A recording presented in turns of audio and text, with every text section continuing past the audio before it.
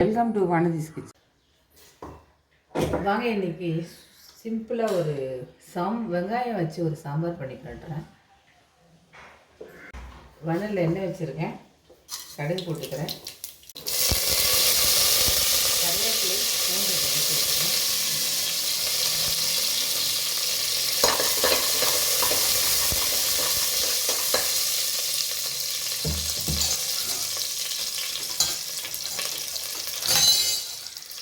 வெங்காயத்தை இந்த மாதிரி வட்டமாக கட் பண்ணிக்கணும். வஜ்ஜிக்கு கட் பண்ணுவோம் வெங்காயத்தை வச்சு, அது அந்த மாதிரி கட் பண்ணிக்கோங்க.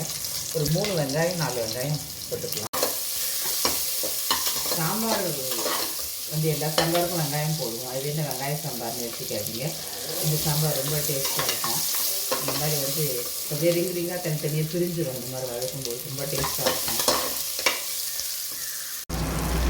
வெங்காயம் வதங்கிட்டு தக்காளி சேர்த்துக்கிறேன். வேக வச்சு மசிச்சு வச்சுருக்கு பருப்பு ஊற்றிக்கிறேன்.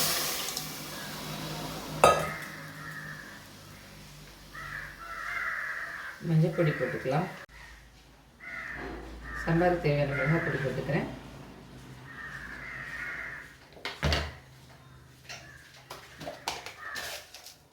உப்பு போட்டுடலாம். ரொம்ப டேஸ்ட்டாக இருக்கும் இந்த சாம்பார், ட்ரை பண்ணி பாருங்கள்.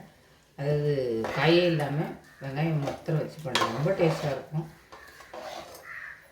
இதை தண்ணி ஊற்றிக்கிறேன். அவ்வளோதான், குழம்பு கொதிச்சு தான் இறக்கிட வேண்டியது தான். கொஞ்சம் இதில் காய் எதுவும் போடல, வெங்காயம் மட்டும்தான் போட்டிருக்கோம். அது வதங்கும் போதே ஆல்ரெடி வெந்து போயிடுச்சு. அதனால் மிளகாப்பொடி வாசனை போன உடனே இதை இறக்கிடலாம். அவ்வளோதான், குழம்பு ரெடி ஆகிடுச்சு.